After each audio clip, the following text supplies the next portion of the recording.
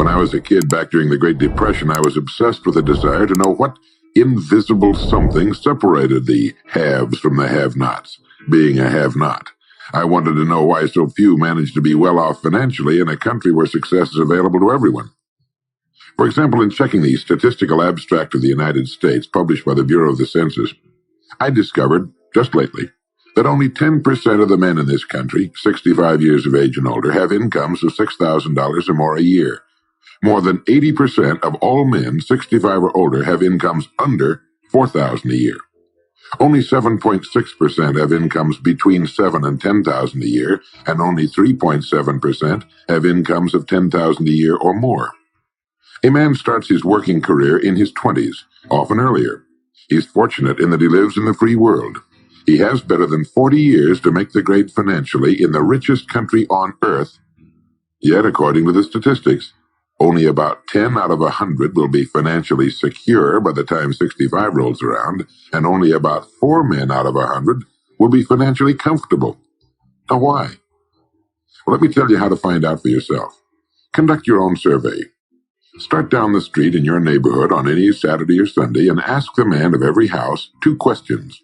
The first question is, what are you doing at the present time to increase your income now? That is, how much do you want to earn? And when you've evaluated the blank stare you get in response to that question, ask question number 2, which goes, how much money are you planning to be worth at age 65? And when the silence becomes too unnerving, thank him and move on to the next house. Ask 50 men, 100, 1,000, until you're completely convinced that the reason men don't make more money during their working lives, and the reason men aren't financially independent by the time they're 65, is simply that they seldom, if ever, do any constructive thinking on either subject. It's that simple, unfortunately. The reason it's so easy to earn far more money than the average man earns in this country is that so very few, are going about it the right way. This is a race without enough contestants to bother about. The few who are really in the race can all be winners. Some will finish ahead of the others, but even the man who finishes last in this race will be financially secure. Most people, more than 90%, aren't even in the race. To prove it, ask yourself the 2 survey questions. Up until the time you started listening to this message, what were your plans for increasing your income? How much do you want to earn? And how much money had you decided to be worth by the time you're 65? You see, people who earn large incomes aren't lucky, and they're not crooks as those without money are so fond of pretending, nor are they endowed with more brains or talent necessarily than their friends and neighbors, nor are they privy to occult secrets, and only a very few were lucky enough to have had rich fathers or grandfathers. Most of the people earning the big incomes today started the same way you and I did, and most other people. The only difference between the men who earn big incomes and those who earn small incomes is that those earning big incomes decided to earn more. They're the people who made it their business to earn more. You see, a woman who does not think about baking an apple pie for dinner tonight will never think of looking up the recipe for apple pie. Without the decision for pie, there's no motivation for checking out the recipe. A man who does not think about driving his car to St. Louis, Missouri or Nacogdoches, Texas will never get road maps which show how to get to St. Louis or Nacogdoches. And a man who never decides to earn more money will never think of learning how, of looking up the rules for earning more money. You see, people do what they make up their minds to do. So get rid of the ancient superstition once and for all that people who earn big money are special people, or lucky, or get the breaks, or had money to begin with, or knew someone, or are smarter, or anything else. These are alibis. They can all be disproved 1,000 times. The reason there are so many of these alibis around is that men who fail to make the grade financially are seldom honest enough to just admit that they really didn't try and keep trying. So in order to justify their failure, in order to remain seated, they dream up and pass along these old alibis. We're all self-made, but only the successful will admit it. I once had occasion to visit Charleston, South Carolina. I'd never been there before, so I hired a taxi to drive me around the historic old town. I particularly wanted to see the battery where that famous shot was fired on Fort Sumter. Along this beautiful drive, some of Charleston's oldest and finest homes look out over the bay. I commented to my cab driver on what lovely homes they were, and he said, yes, some of those homes have 40 rooms. And then he thought a moment and he said, and every one of them is owned by a crook. This is how the have-nots justify themselves and their lot in life. I didn't say anything because I didn't feel I was entitled to advise him or try to straighten out his thinking. This is a free country where as long as he doesn't hurt others, everyone has the unalienable right to be just as wrong as he wants to be.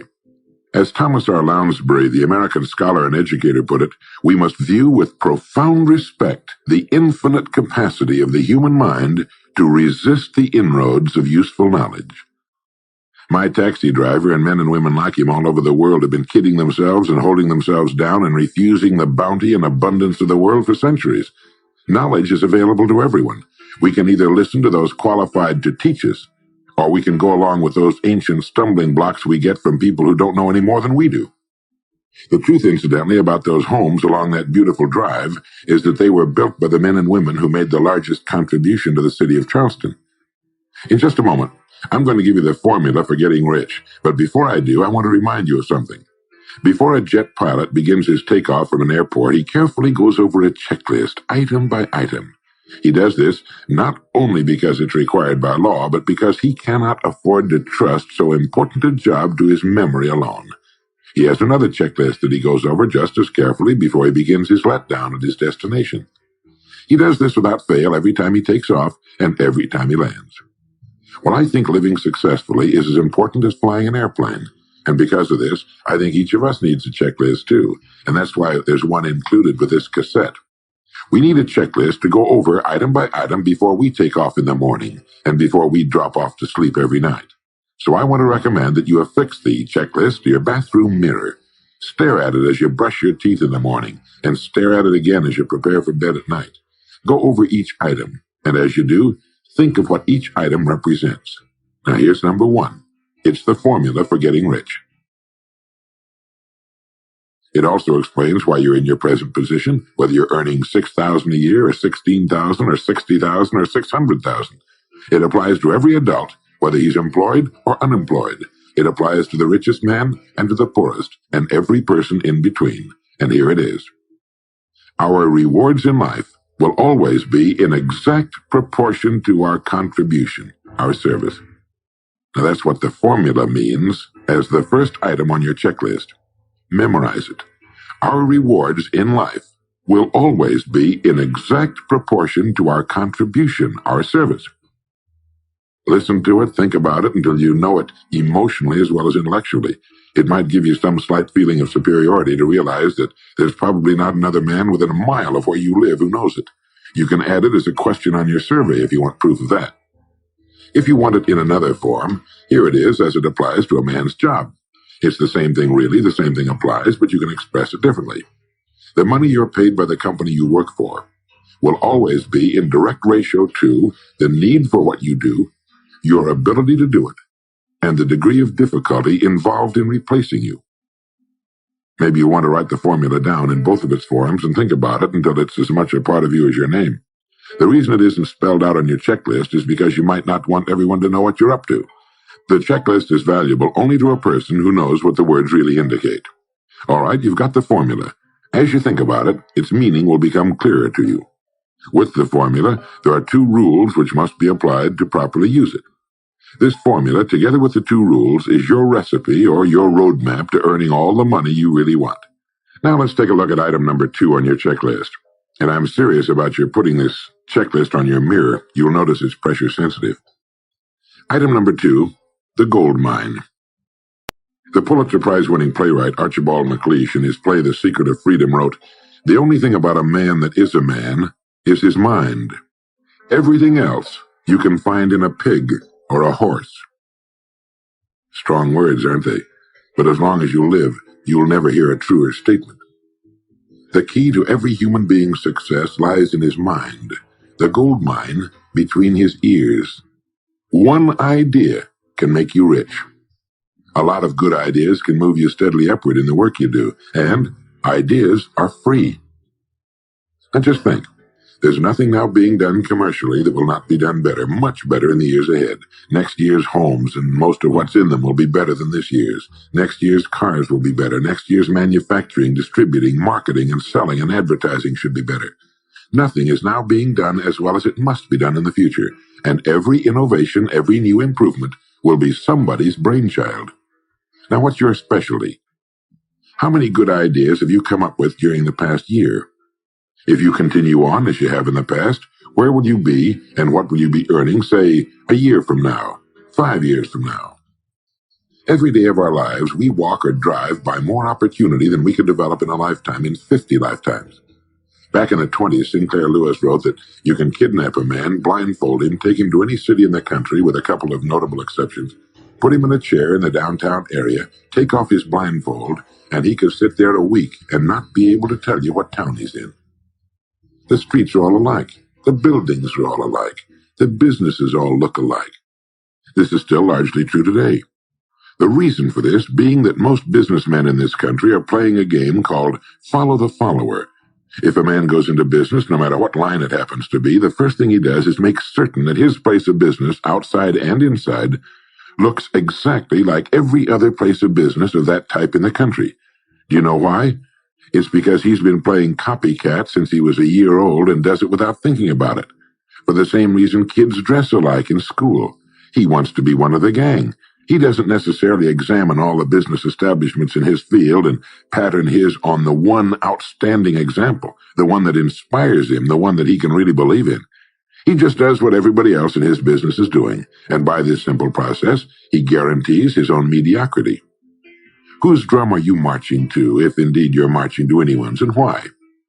Remember, whatever you now do for a living will be done differently, quite differently a few years from now. Never in the history of mankind have the opportunities for all of us been so great. But the great majority of people will be the beneficiaries of progress, not those who bring it about. Which group are you going to belong to? If you want to be a contributor, not just a beneficiary, here's the first rule. It appears on your checklist as the gold mine. So, think. Think deliberately and with a purpose. Use the gold mine between your ears. Begin by thinking at a special time every day. Back during the Depression, a New York lumber dealer was growing rich while other lumber dealers were going broke. When asked how he did it, he said, "Every evening when I get home, I close myself up in a quiet room, sit in a comfortable chair, and ask myself, how will my business be conducted 10 years from now? Then I try to do it now." Instead of competing with every other lumber dealer, which is what they were doing, he was creating. He was doing the very thing man was designed to do, the very thing man does best. A company growing at the rate of 10% a year will double its size in less than 8 years. But a man can improve his effectiveness 50% or 100% a year or more. The experts tell us that every one of us has within him deep reservoirs of ability, even genius, that he habitually fails to use. Well, let's begin now to reach into these deep, rich areas of pure net profit and use more of our real abilities. Here's the best way I've found to make yourself think. Start getting up a little earlier than you're accustomed to. Right off the bat, this gives you extra time that 95% of the men in this country are not using at all. 1 hour earlier a day gives you 6.5 extra 40-hour weeks a year. But at this time in the morning, take a refreshing shower, dress, get yourself a fresh, hot cup of coffee if you're a coffee man, and then sit down to a clean sheet of paper. At the top of the paper, write your financial goal. Now, this is the amount of money per year you intend to earn soon. Incidentally, you might like to keep this to yourself, too. It's nobody's business but yours. Then, start to think. Think about your goal and what it'll mean to you and your family. Then see how many ideas you can come up with to help you reach that goal. Ideas to improve what you now do for a living. Ways of increasing your contribution to match your income goal. You know, jobs don't have futures. People do. No matter what line of work you may be in, there is within it more than enough opportunity to last a lifetime. You don't have to think of brand new ideas or revolutionary new ways of doing things, although you well might come up with some. Think of ways of improving what is now being done. If you are to increase your income by the amount you specified, you must find ways of increasing your contribution, your service. And the key to this is to be found in your mind, in that gold mine between your ears. Try for 5 ideas every morning and write them down, and save those sheets of paper in a special idea file. Many, perhaps most of your ideas will be worthless, but some of them will be very good. A few will be excellent, and every once in a while you will come up with something really outstanding. You see, 5 ideas a day is 25 a week if you don't think on weekends. Now that's more than 1,000 ideas a year. One idea can get you to that income you're shooting for. The law of averages swings so far in your favor you just can't miss. Try to develop a sense of expectancy. That is, try to hold the feeling that the goal you're shooting for is a sure thing, and that it's only a matter of time before it's realized. You know, Henry Ford didn't start making cars until he was 45.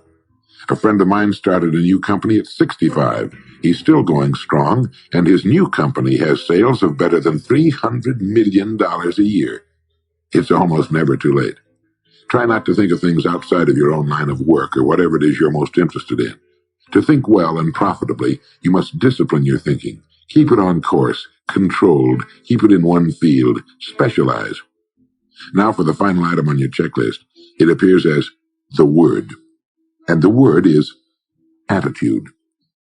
Attitude has been called the most important word in the language. William James put it this way. He said, "The greatest discovery of my generation is that human beings can alter their lives by altering their attitudes of mind." Now, this is something to think about. Can alter their lives by altering their attitudes of mind. It's another way of saying we become what we think about. Look at it this way. Your total environment, if you've been an adult for any appreciable period of time, your total environment is a reflection of you as a person. The house and the neighborhood in which you live, the car you drive, the clothes you wear, the job you do, the people with whom you regularly associate. Your total environment is an exact and merciless mirror of you as a human being. Now, if you feel your environment can stand some improvement, you have only to improve your attitude, and your world will gradually change to reflect the changing person. Here's how to change your attitude. Beginning now, begin to act as would the person you most want to become. Now that is, if you were already in possession of the goal you're shooting for, how would you conduct yourself in all of your affairs? Well, do it now, and tomorrow, and the next day. Begin now to act the part of the person you most want to become, and you'll end by becoming that person. Subtly, in little ways, in the way you dress, in the way you talk, in the unfailing courtesy you show to every person with whom you come in contact, begin to act the part of the person who has already achieved that which you're shooting for. The German philosopher Goethe gave us the secret when he said, before you can do something, you must first be something. When you behave like the person you most want to become, the things that person would have will tend to come to you. It's simply cause and effect. Don't be in too big a hurry. It takes longer to build a skyscraper than a chicken coop. Build slowly, steadily, and well. Then when you make it, you'll keep it. You'll stay on top. Always be suspicious of the so-called get-rich-quick scheme or sudden success. Never forget that word, attitude. It's your attitude toward the people with whom you come in contact that will determine their attitudes toward you. The person with a great attitude toward life and the world is the person other people call lucky. He's not lucky. He's just using our old friend cause and effect. His causes are excellent, and his effects have to be just as good. Well, that's it. 3 things to remember. 3 things to practice every day. If you spent 16 hours a day, 7 days a week practicing your golf swing, in a relatively short time, you'd have a grooved, beautiful swing like the pros. So practice your new attitude every day, every waking hour. Practice thinking a few minutes every morning, and you'll find yourself thinking all day long. And remember the formula. Our rewards in life will always be in exact proportion to our contribution, our service. Go over the ideas in this message every day until they're as much a part of you as your name and your temporary address. You'll notice that each time you listen, you'll hear something new. You'll get a new idea you failed to get before.